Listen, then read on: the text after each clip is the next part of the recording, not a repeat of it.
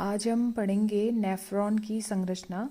तो high school board exam में nephron की संरचना और इसका जो क्रियाविधि है, मैकेनिज़्म है, वो बहुत पूछा जाता है। तो सबसे पहले हम इसकी संरचना को देखते हैं।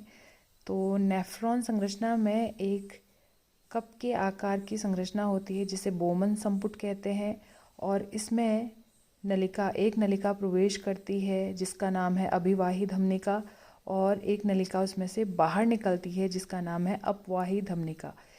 इस बोमन संपुट के अंदर कोशिकाओं का गुच्छा होता है जिसको हम कोशिका गुच्छ या ग्लोमेरुलस कहते हैं, और बोमन संपुट के आगे एक नलिका जुड़ी रहती है। जो पहली जुड़ी हुई जो नलिका है उसका नाम है समीपस्थ कुंडलित नलिका, और मध्य का जो भाग है वो हेनले लूप कहा जाता है, और अंतिम जो नलिका है उसका नाम दूरस्थ कुंडलित नलिका है।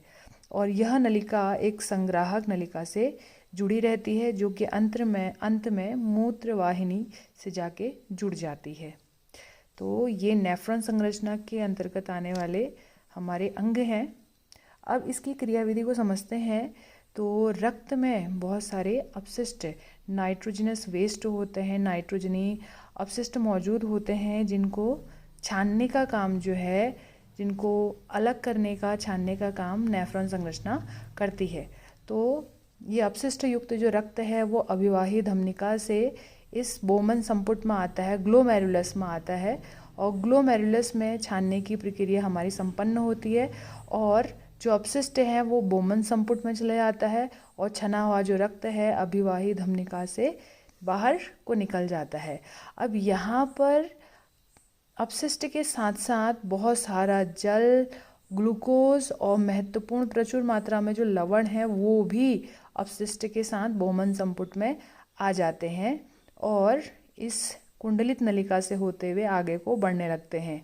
तो क्या होता है, जो अपवाही धमनिका है ये जगह जगह पर इस कुंडलित नलिका से पुनः लिपटी हुई रहती है, और जो इसमें से जल, अतिरिक्त मात्रा में जल इसमें चले गया था, वो पुनः इस धमनिका में वापस आने लगता है।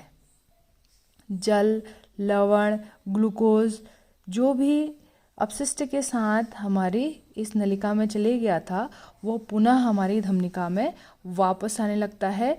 जब इसमें केवल अपशिष्ट बच जाता है तो यह अपशिष्ट हमारे संग्राहक नलिका से होते हुए मूत्रवाहिनी में चले जाता है। तो इस प्रकार हमारे रक्त को छानने की जो प्रक्रिया है वो संपन्न होती है। रक्त में मौजूद जो अपशिष्ट हैं वो छनकर अलग हो जाते हैं और मूत्र निर्माण की जो प्रक्रिया है वो संपन्न हो जाती है।